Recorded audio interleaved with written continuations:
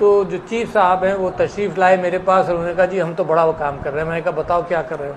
तो among other things उन्होंने कहा जी मिनरल्स बहुत हैं, अरबों रुपए वहाँ से आएगा, और 2-3 बातें उन्होंने की कि इसमें हमारे पास बहुत आएगा, और साथ साथ उन्होंने कहा जी एग्रीकल्चर, और एग्रीकल्चर को हम आसमान तक ले जाएंगे। मैंने कहा बहुत अच्छे, क्या किया, क्या करना है। तो उन्होंने कहा जी चोलिस्तान पर हमने, चोलिस्तान डेजर्ट में 1 लाख एकड़ में से 50,000 पर हल भी चला दिया। मैं तो बड़ा खुश हुआ। मैंने कहा अच्छा भाई चोलिस्तान में चला दिया आपने हल, और 50,000 पर, और NLC को हमने लगाया। और हम तो काम ऐसे करते हैं ना, यानी आप लोग तो सोचते रहते, हमने तो यूं करके दिखा दिया आपको कि हमने हल भी चला दिया।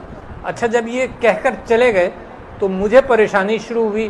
तो जो चीफ ऑफ नेवल स्टाफ थे उनके साथ मैं किसी मौके पर बैठा था, तो मैंने उनसे कहा कि यार पानी is a zero sum game, यानी ये नहीं हो सकता कि इसको ज़्यादा दे दिया जाए और कहीं और से आसमान से आ जाएगा। जब इसको ज़्यादा दिया जाएगा तो इससे लिया जाएगा।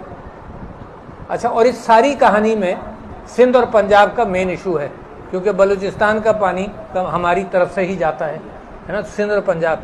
तो अगर ये चोलिस्तान के अंदर हल चलाएंगे, जब तो 1 लाख एकड़ था, अब कोई 12 लाख एकड़ के ऊपर इनका हिसाब चल रहा है। अगर चोलिस्तान में हल चलाएंगे तो पानी कहाँ से लाएंगे? पंजाब से पानी लेकर पंजाब को देने में पंजाब में लड़ाई हो जाएगी। गर्दन पतली हमारी है ना, तो सिंध से लेंगे। अच्छा, ये मेरी गुफ्तगू हुई 2-3 हफ्ते पहले। मैं चीफ ऑफ नेवल साहब से मैंने कहा कि ये इरसा के अंदर गड़बड़ करेंगे, और मेरे आने से कोई 1 महीना पहले ये इरसा का बिल लेकर आए, और आपने वो बिल देख लिया होगा। तो मैंने जब वो बिल पढ़ा, उसके अंदर पंजाब की स्ट्रेंथ बढ़ाई जा रही थी। जब बिल लेकर आए तो जनाब लॉ मिनिस्टर, अटर्नी जनरल और ये सब लोग मेरे पास आए और उन्होंने कहा कि जी और आपके कंधे पर जाएगी, क्योंकि पाकिस्तान में पानी की किल्लत जो होगी, फिर अगर आप ये ताकत हमें नहीं देंगे तो आपके कंधे पर जाएगी। मैंने कहा कौन सा तुम इरसा के एतबार से पानी आज भी डिस्ट्रीब्यूट कर रहे हो? डिस्ट्रीब्यूट नहीं होता है ना, गलत फैक्ट्स एंड फिगर्स हैं। जब ज़रूरत होती है जब आपको पानी मिलता है, जब ज़रूरत नहीं है सरप्लस हो जाता है तब आपको दिया जाता है। पहली चीज़, क्वांटिटीज़ के अंदर भी गड़बड़ है। दूसरी चीज़ है, तो असल के अंदर फिर इन्होंने कहा कि जी आपके कंधे पर। मैंने कहा अभी भी कोई इंसाफ तो नहीं कर रहे हो। तो मैंने कहा कि जी मैंने जो अल्फाज इस्तेमाल किए, जब वो इन लोगों ने कहा तो मैंने कहा जी ओवर माई डेड बॉडी, मैं नहीं होने दूंगा। तो उन्होंने कहा जी ये नुकसान होगा, वो नुकसान होगा, और आप सोच लीजिए। जब वो कहते हैं सोच लीजिए, हम तो आपके दोस्त हैं, मगर ये जो है ना, ये जो है ये आपके बहुत खिलाफ है, तो आप सोच लीजिए। मैं कहा नहीं। फिर उन्होंने कहा कि जी आप वैसे ही ब्लैंक वापस कर दिए।